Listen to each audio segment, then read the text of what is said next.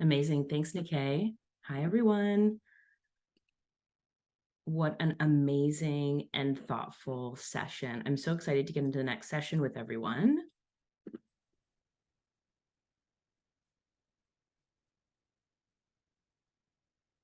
And so we'll get that up on the screen and we will get our panelists. Amazing. Okay. All right.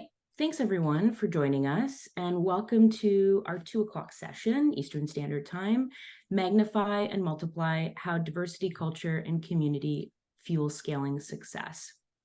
And I'm thrilled to bring an amazing group of amazing individuals from the space. And so please join me in welcoming our panelists for the session. And so first off, we've got Geraldine Castillo-McAniff. Hello, Geraldine. Wonderful to see you. Geraldine is the Managing Director and Head of Diversity and Inclusion at Oaktree Capital Management. Welcome, Geraldine. Hello. Nice to be here. Hello. And next we have Tina Gilbert. Tina, welcome. Managing Director of Advisory Services at Management Leadership Tomorrow. Tina, thanks for joining us. And our next panelist, we have Anna Schaefer. Anna, welcome to the group, Head of Talent at Highlight. And hello, hi, Anna. Good afternoon. Hello, hello. Hello. And next we have Zora Helani. Zora, welcome to the group, Senior Manager, Equity, Diversity, Inclusion, and Employee Experience at BCI. Hi, Daniela. Welcome. Thank you so much for welcoming me, and so lovely to see such bright smiles and faces. I'm excited for this panel. Yeah, amazing. I'm so glad to have you. And last but certainly not least, we have Vivian Santora, Managing Director, Head of Inclusive Diversity for Global Transaction Advisory Group at Alvarez and Marcel. Vivian, welcome. Good afternoon, everyone. Happy to be here. Amazing. Good to see everyone. Awesome. Well, thank you so much. We've got a jam-packed panel. I'm going to jump right into the questions. And as we go through each question, they are pointed to one of you, but feel free to chime in and make it conversational if there's additional color context you have to add from your background. And so, Geraldine, I'm going to start with you first. Let's start by what it means to scale a company. So usually this involves a period of rapid growth, typically fueled by capital. Course. You work at one of the largest and most influential alternative investment firms in the US. So from an investor perspective, why does it matter to have diversity within your portfolio companies? Yeah, it's a great question. Thank you, Daniela. Thank you. What a fun panel to be on. So I'd say, I think for most of us that are plugged into this session, and for many that have been champions a long time, the business case is largely settled, right? And I would imagine and hope that for many of you internally, you're not spending a lot of time internally on the why, but you're spending a lot of time on the how. Certainly, we started our journey in full force 2016, 2017, and everyone's at a different stage. But I'd say as we pivoted to the how, there is so much. A lot of the companies we own in our control strategies across our private equity funds, they're at really very different stages of their maturity, change. Some are going through restructuring. We are not invested in all early stage high growth companies. Some of the companies we are involved with are mature, going through tremendous industry change. Some are going through a restructuring. And we have found that to get to the how, you really need employee engagement, inclusion, a sense of belonging to get the best out of everyone on your team, right? People need to feel committed to the organization, committed to their leaders, committed to the purpose, the vision. Where are we headed?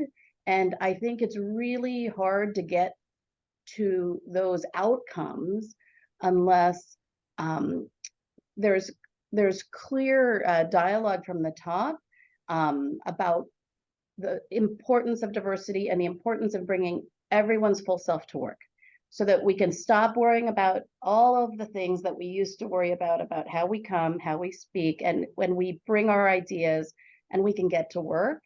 And so we pivoted to a lot of that discussion here internally about the how and the importance of making sure everyone from the very beginning of when they join the organization really feels that engagement so that we can be operationally quick and have fresh ideas and new ideas, and that you can benefit from the diversity that you're trying to change and allowing people to have that voice and feel very safe to talk. So I'll pause there.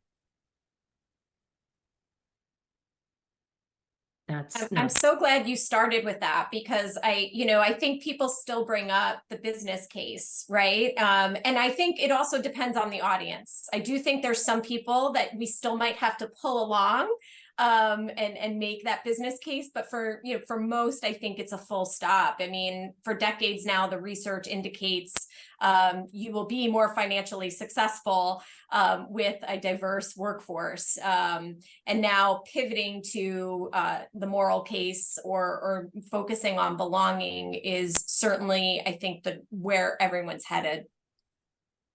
Yep, I love that. And just to summarize, you really resonated in what you said. Employee engagement, inclusion, belonging, it's really there to get the best out of your teams, right? High growth or not, as an organization, it's hard to get those outcomes unless people feel like from the top, there's a clear dialogue that this is important.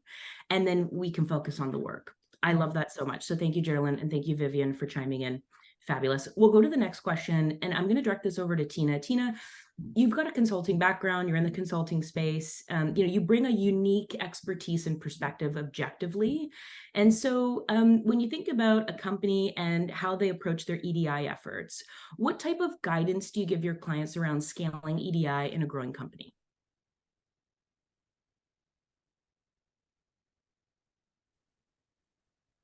A Zoom mistake of being on mute.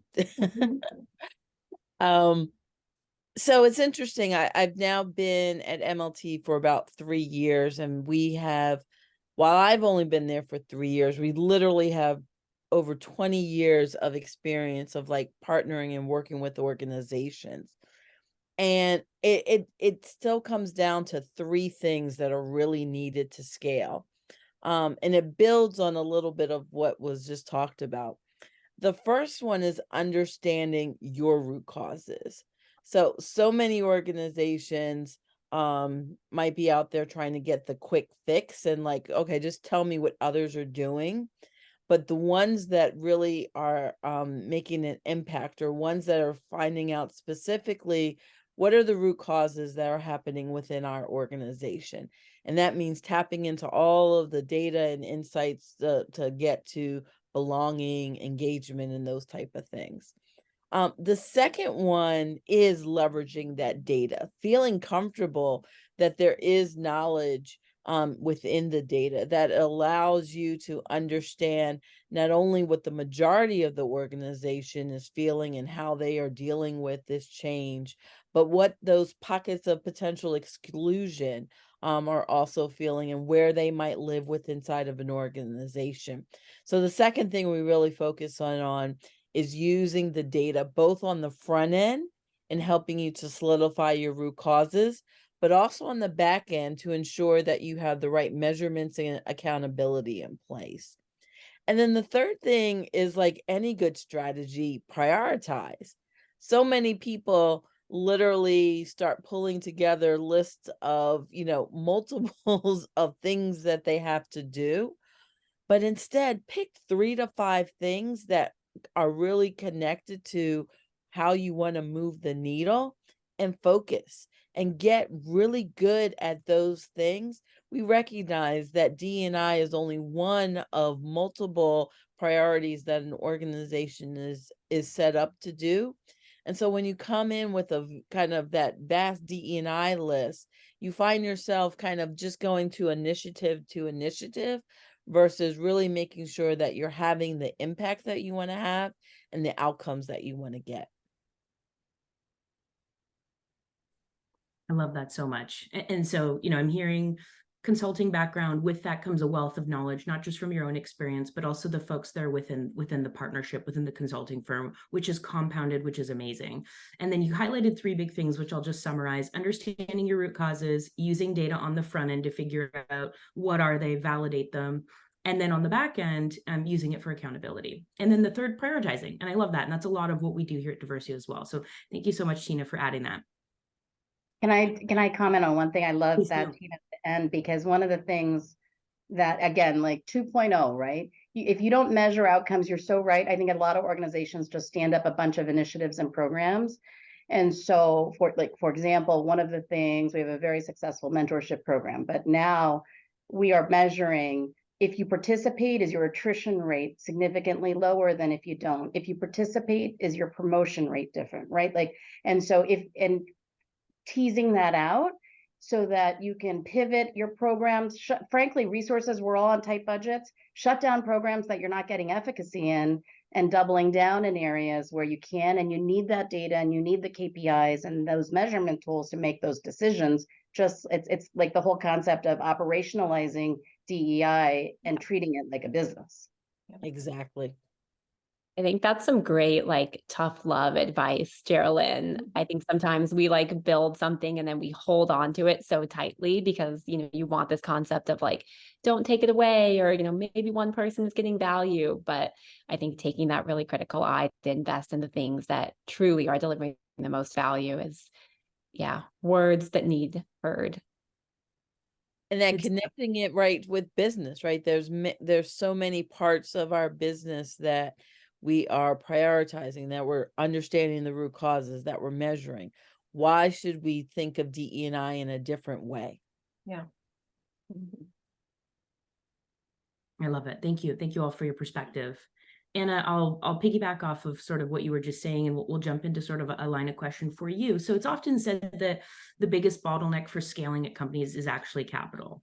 But we know it's talent. It's not always capital. There's talent in there. So accessing the best and the brightest as you grow in critical roles can be challenging. Why is it so critical for companies to tap into diverse talent pools as they grow? What's your view there?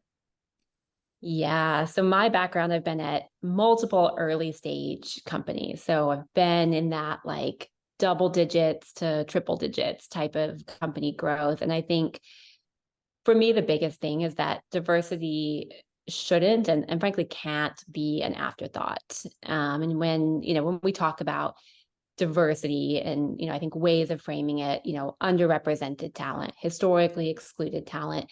And when you think about those terms, I think it really forces you to, face the reality of what this talent experiences. And that is a feeling of being excluded, of being underrepresented. And, when I think about why it's critical to build diverse teams as you scale, it's a lot harder to get to that level of scale and then turn around and say, oh, well, yeah, but we want a diverse team. Let's start now, because that's not how your team looks. You don't have the representation internally. And the other reality is you may not have a culture that's ready to celebrate those differences, that's ready to welcome that diverse talent in. Highlight, we're really proud to be a women and minority-led company, and it has a huge impact on our ability to attract talent. I work in HR and recruiting, and every day I hear from candidates, I saw Dana's story, I heard that you have a woman CEO, and they get excited about that idea of seeing themselves represented at the highest levels of the company. And so for us, you can never substitute representation at the company, and starting that early is going to make it so much easier than trying to start it down the road. Yeah, Anna, if I may, I think what you really spoke about to me, and this was something that was quite evident when I came on board with BCI, is the element of intentionality when you are growing. Because I think if you don't pay attention to keeping pace and ensuring that as the growth happens, as you scale an organization, it's EDI is an incorporated part of that and not an afterthought, like you said, because to go after that after the fact when a culture and the system has been built, it makes it even more challenging. And I think it almost puts the onus on bringing those differences to the table and less so about creating the right space where you become a magnet for the diverse demographics to be able to come to your organization. So I like what you said about scaling and being intentional around it.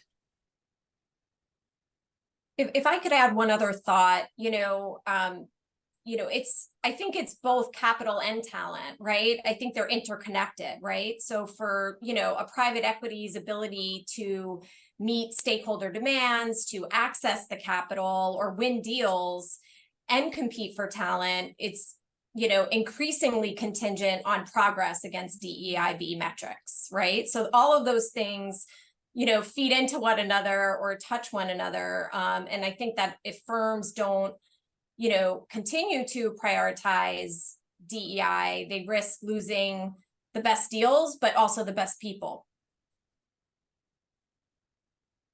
That's an awesome perspective, Vivian. Anna and Zora, thank you so much. And so I'm hearing a lot of things, a lot of really insightful things, but I'm really hearing that diversity can't be an afterthought, right? You can't build a culture and then have a look back and go, did I build the right culture?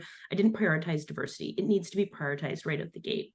And you want to have a culture that celebrates diversity as you're scaling. And so it sounds like, you need to start from day one and basically have the representation of the customer base and the folks that you want to attract early on so that you can continue to organically attract them. And then Vivian, you made a really good point. You do need capital and you do need DEIB, and they need to go hand in hand as you're growing and scaling. So I really appreciate those perspectives. In fact, that not only not an afterthought, it should be equal to all of the other business imperatives that you focus on strategically. So what does that mean?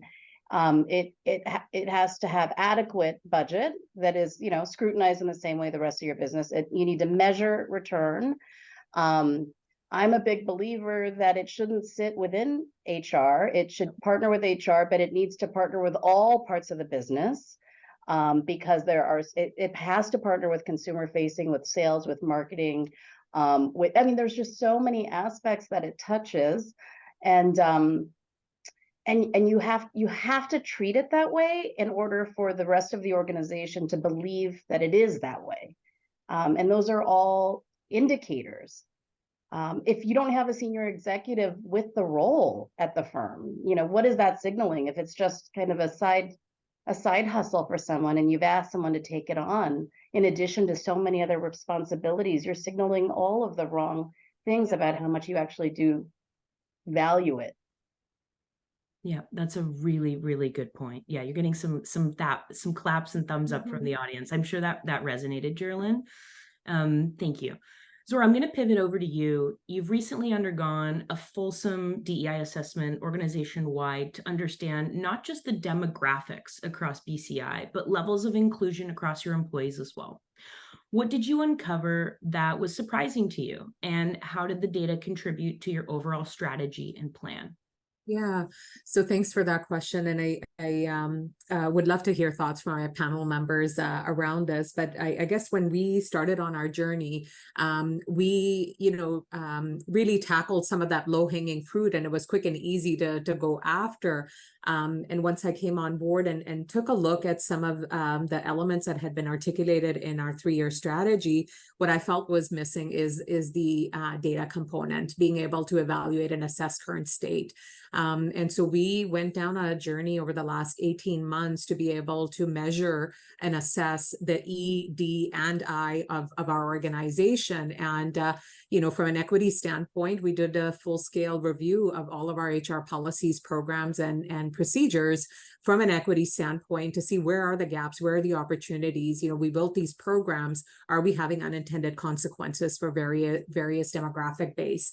And then the D and the I came through our partnership with Diversio. And, while we could have collected this data internally through our HRIS systems, there was an intention to actually do this outside of the HR systems, to build employee trust and to be able to help people articulate that this really was about the aggregation of data and not your individual data set. While that is important and meaningful, it really creates value for the organization when we're looking at it at an organization-wide basis.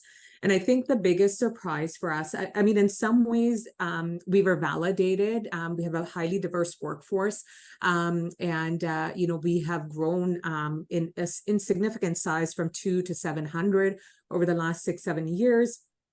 And I think for us, the partnership at Diversio proved really fruitful because we were actually able to include inclusion sentiment questions when we undertook our census. So not only did we assess against the 10 various demographics that we were most interested in knowing about, and we had those to fit BCI's need, so it was fit for purpose. But then looking at the 5 KPIs that Diversio uses in its inclusion sentiment surveys, to be able to understand the lived experience of our dominant versus the non-dominant group. And I have to say that that is probably what was the most eye-opening for many of us, including our executives, is the differential between the experience that our dominant employees or dominant group employees are having versus the non-dominant group. And the fact that we were able to have an intersectional view of it by looking at, what is the experience of people of color or ethnic and racial minorities, as well as those with physical, cognitive, or mental conditions, and being able to unpack that in that very intersectional way was essential and so telling, unlike things that we do in our engagement side where you wouldn't be able to unpack. I think, the experiences of the dominant group really would overtake to some extent the experience of the non-dominant group. And this was an exceptional way to be able to tease that apart, maintain anonymity and confidentiality in the process, but really see the trend that we could see. It has really led to creating a different path for our next 3-year strategy, because now we're informed with data. We understand what the gaps are in our equity space. We understand the gaps and opportunities, knowing that we have a highly diverse workforce. That doesn't mean just, okay, our work is done, but it's about, okay, what do we need to do to support their engagement and retention and create a more positive experience? And so it's giving us a signal around the kinds of needs that we may want to double down on. So to Geraldine's point, it allows us to be responsive to the needs of our organization and treat this like any other business imperative and not something that's a charity case, something that, we do because it's nice to do or nice to say on our website. So I hope that gives a bit of a sense of what we were able to uncover over the last 18 months, which is really setting the stage for us for the future. Thank you so much for that. It's so valuable just to hear how you all are approaching it. And Vivian, I know Alvarez and Marcel are doing something very similar. I'd love to hear just your perspective quickly. How have you leveraged data to optimize your DEIB efforts, initiatives sort of towards these goals? Sure. Just to give a little bit of context, I've been at A&M and particularly within the Global Transaction Advisory Group for a little over 2 years. A&M's been around for 4 decades, right? So they've embraced diversity, from inception. But we have had tremendous growth. We are now, over 8,000 employees, 30 different countries.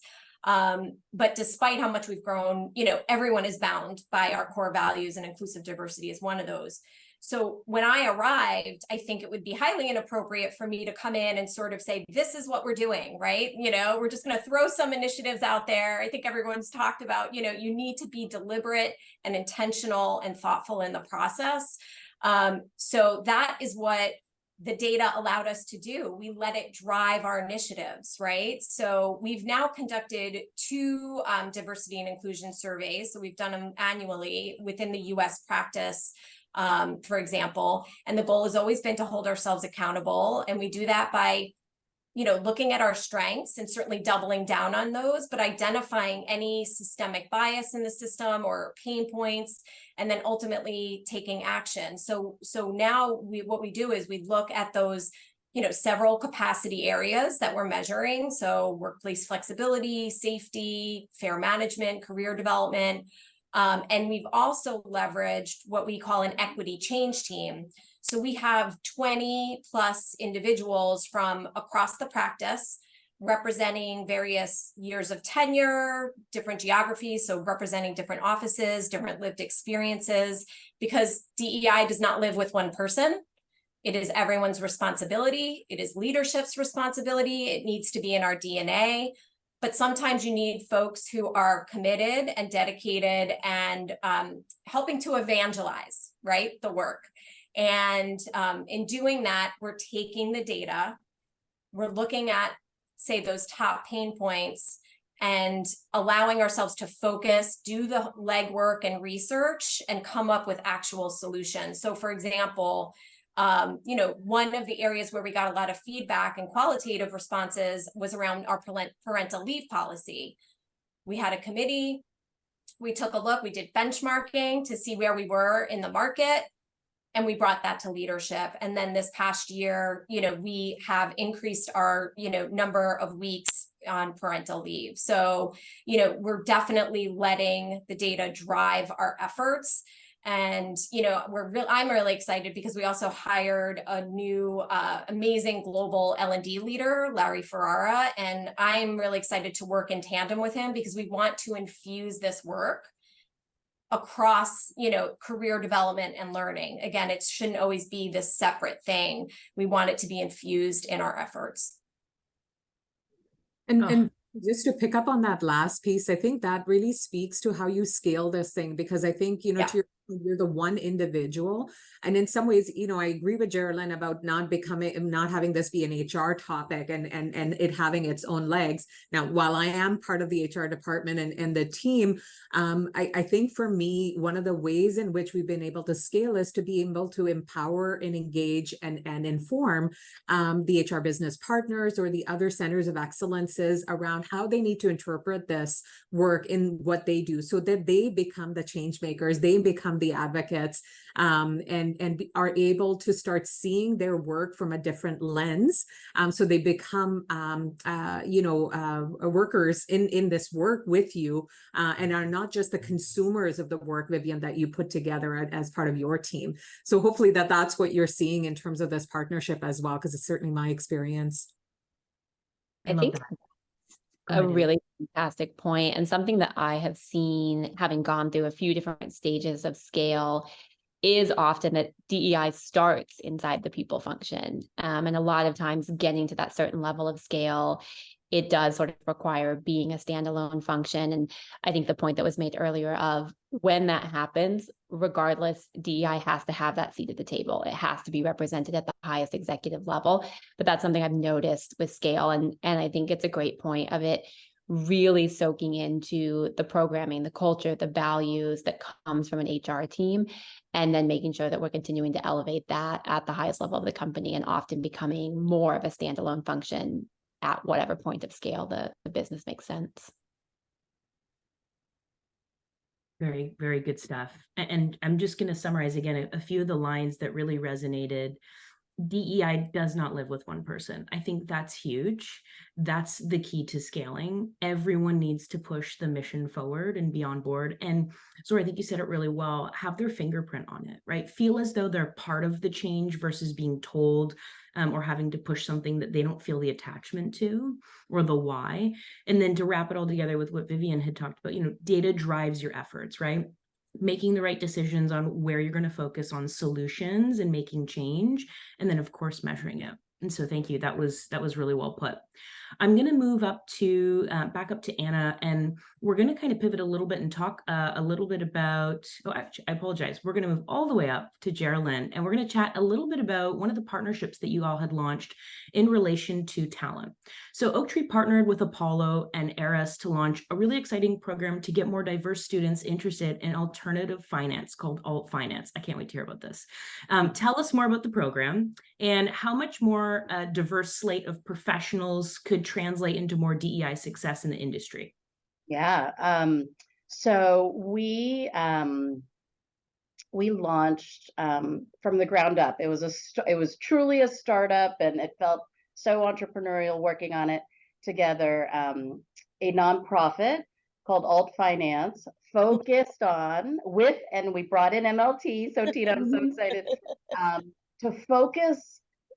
to be very focused on working with HBCUs on career paths, not just into finance, but career paths into alternative investing. there, you know, many of you may know there's over 100 HBCUs in America. 3% of Black or African American college students are at HBCUs, but they graduate 20% out of college. So just think through what that means, and their ability to keep students engaged. There is that full sense of belonging. HBCUs are incredibly diverse. 75% of students at HBCUs are Black and 25% are non-Black.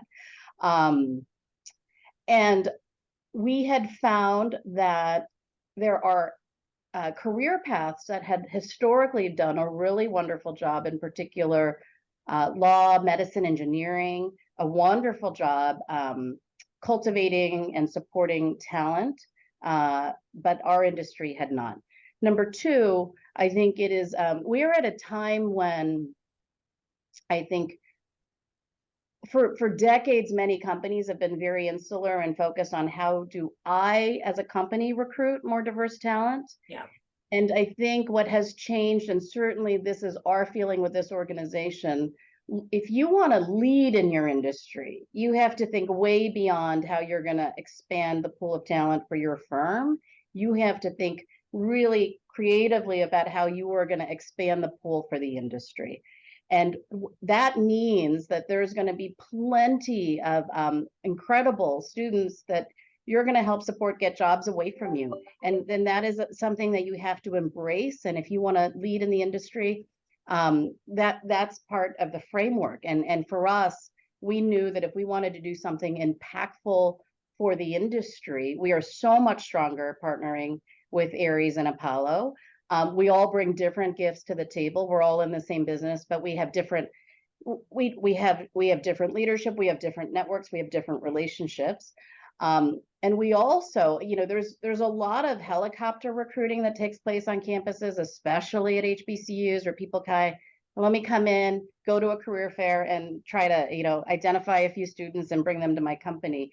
If you spend time really getting to know the HBCU system, they really want legacy partners that are going to come in, help capacity, and work with them strategically. So one of the things we did from the very beginning, even before we hired our magnificent CEO Marcus Shaw, is we sat down with Howard, Spelman, Clark Atlanta, and Morehouse, first with the presidents, then with the deans of the school, and said, let's work together to develop something that is putting the students at the center of this work.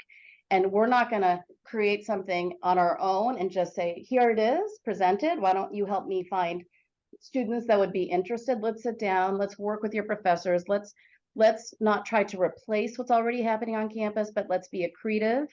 And in the spirit of you have to think bigger than yourself, we, from the earliest days, brought on MLT with Tina, right? John Rice is a tremendous thought leader in equity, and we brought them on. They have a deep history of using coaching and mentorship to really support students. And then we also talked to Dean Erica James at Wharton and brought them on as our partner on the academic and learning and development side. The three firms commit.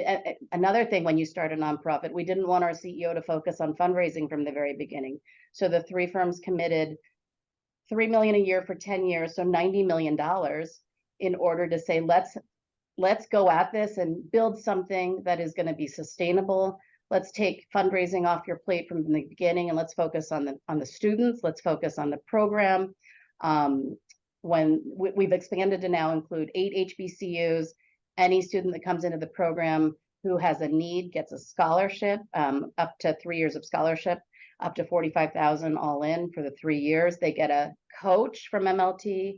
They get a mentor from one of the three firms, and they go on to work in so many places. We have this class of 14 that just graduated, and they're working at so many different firms, right? This is not about getting them to only work at the three sponsor firms. This is about building the pipeline, expanding the pool. McKinsey, for any of you that are participants in the McKinsey Women in the Workplace study, this is the second year that they've done a DEI private market study. And one of the big takeaways, because McKinsey, I think, is so thoughtful about how they cut the data, diversity at the more junior ranks for large alt firms, so greater than 100 billion of AUM, is significantly higher than the rest of the industry. But then you see very senior level diversity at the smaller firms, right? And I think that is an indication that the larger firms are taking leadership. We're seeing parity in our early, most junior cohorts. And we know that part of it is going to be they're going to go on and leave in the middle of their career to go to smaller firms to take more senior positions, because mid-market firms in their study actually have higher levels of gender diversity, but not the junior pool. But that's okay. You got to say, this is where I am in my industry. This is how I'm going to lead. This is my place, and I'm going to do my part, and know that it has to do more than just benefit me. It has to. That's the only way we're going to move the needle. The very famous quote about doing the same thing and expecting a different outcome. Yeah. I won't say it right, but you have to think differently. And frankly, these three firms, Oaktree, Ares, and Apollo, were very competitive in the marketplace, right? Vivian knows us all very well. But I was just going to say, but I wish I had you when I was the president CEO of a nonprofit, because I needed someone who told me I didn't have to fundraise. I wanted to be able to do the work, Well, but you can come together and work, you can work beautifully together with your competitors and do something when your mission is aligned and you're focused together. I also think our industry has benefited. We've had more than a decade of as private equity deals have gotten so big, there's a lot more deals where PE firms and alts firms have gotten together to buy companies. And so there's a little bit of that spirit in our industry that maybe it's less common in others. But it's if anyone wants to talk about it, it's my favorite topic. We're so proud of it. We're in our third cohort. We now have 110 students in the program across 8 HBCUs, and Wharton, which has developed an online curriculum for us, where we've launched that, and that will be available to any student at any HBCU. So that's the scale part of it, using technology and working with a partner like Wharton. Amazing. Wow, incredibly powerful stuff. I'm just thinking 90 million and the generational impact that's going to have on so many students' lives, and how it's good for business, but that's not really it, right? This is more not necessarily about Oaktree, but it's about the bigger mission. And it's beautiful to see competing partners in a space come together and do something like this that's good for the world and good for everybody. And yeah, ultimately it is good for business, but the mission and what you all have done is pretty incredible. Thank you for sharing that. One thing I want to add about that partnership is starting to even think about different collectives, right? So this is an example of some key players in alt finance. You can apply that to different industries, but we're also looking at it, applying it by cities, right? Are there cities that are looking to kind of redefine that next generation of workers coming into that city, and what are the supplemental services and all of the things that need to be built to support that? So I love how different organizations, whether you're doing it from an industry perspective, a metropolitan perspective, and how they can, in essence, come together. And together, everyone's kind of working against the same issues. They're just coming at it from a position of their strength and where they feel their greatest need is. I love that so much. Tina, I'm going to keep the line of question coming to you. So it's often said that building a strong community and culture can be easier in smaller organizations or earlier on in the growth phase of an organization, and it gets harder as you grow. We kind of alluded to that earlier in some of the line of questioning.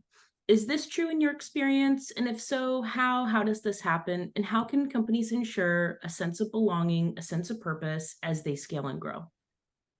Yeah, so I was thinking about this, and someone kind of alluded to it earlier. In essence, DE&I, or whatever initials order you want to use, is a change management issue, right? It's not just about the programs that you're implementing, but it's about the message and the channels that you're communicating against. It's around the leadership and accountability and measurement, right? It's about setting expectations and getting feedback. So there's a lot of pieces that are in play. And so obviously in the beginning, when you're a smaller organization, you have a better chance of controlling the message. You have a better chance of ensuring that the right channels this information is being shared at. You have a better way of setting expectations and delivering feedback. As your organization scales, you need not only to bring in more people to help you manage it, but then you have to be ensured that the farther those messages get away from their root, that you are consistently delivering in them. And so this kind of managing the change also needs to be a muscle that you need to develop as a part of the pure DE&I elements, right? So you need to think about not only how what you're implementing, but how it's being received and how it's being delivered. And we talked about like the how a lot on this call, but kind of that change management, I think, is a critical piece for people to understand that as this gets its legs and you've rolled out your strategy, what that means in terms of what champions you have in place, where are your advocates, who are the people that have this, if not top of mind, second of mind, to ensure that it's woven and integrated into your current policies and practices. And so it's that constant support on the change management side that really enables that scale. So I always talk to people around, as you're building those individual initiatives, as you are addressing those specific root causes, think about the surrounding change management that is in place to ensure ultimate success and the attention and the ownership associated with that as well. Yeah, and that's a great pivot. And I'll open this up to the entire group. You know, as we think about the impact, how to make an impact, how to pick a program and a track, how can companies create a truly inclusive culture? And by that, I mean, are there any particular programs that you all have seen success or failed? Would love to hear some of the different experiences from the folks on the panel.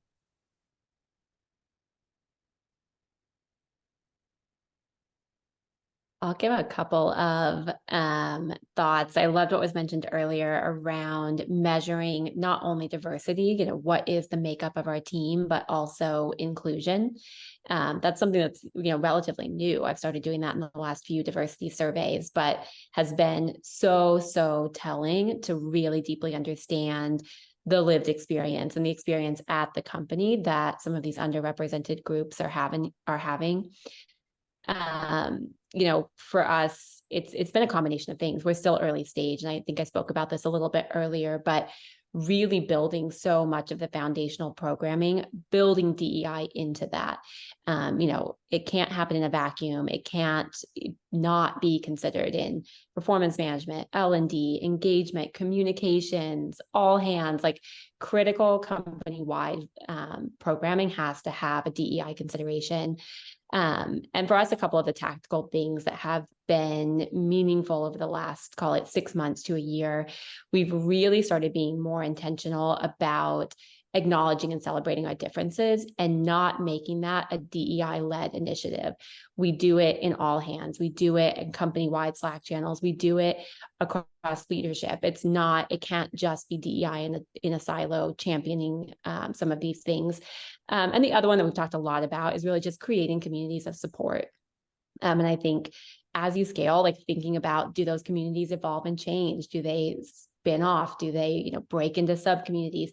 How do we make sure that we continue getting our team members the most hands-on community-driven support possible has been really meaningful for us. If I may, I'm going to offer a different angle.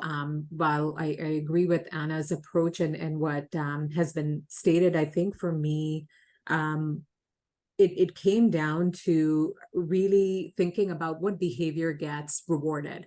We're an extremely performance-driven organization, and that's what talks at the end of the day. So what are the behaviors that you are rewarding? How does your performance get reviewed and assessed? And I think one of the most pivotal elements of this that I've seen in previous organizations and currently as well is embedding the inclusive behaviors within the competencies, organizational competencies, and what is expected of you. And so going back to what Geraldine spoke about, not the what, but the how. It's like, how are you delivering? So when you go about executing your work, what are the expected behaviors that we want to see from you while you deliver these incredible goals? But if you're leaving, collateral damage while you're creating that value for our clients, that doesn't get us anywhere. And so I think that has been probably one of the crucial elements of our work this past year, is to really embed inclusive behaviors within the competencies, organizational competencies, as well as the leadership competencies, and look to evaluate people's delivery against that, and also use that as a way to signal, this is what it takes to be successful at BCI. This is what it takes to be a strong leader, to be exceptional here. And I think that is what really has been a more systematic way to approach inclusion for us, which will have to pay dividends over the years. It's not something that you can quickly turn on and see a shift and change in your culture within a year of implementation. So this is something I do see us leveraging over the coming years. Fabulous. Thank you for that perspective, Anna and Zora. We are at time for the session, so I will say thank you tremendously to our panelists, Tina, Geraldine, Anna, Zora, and Vivian. Honestly, from the bottom of my heart, we really appreciate having you here, sharing your perspectives. And thank you again for joining us, everyone. Sit tight. We are going to cut over to the next session.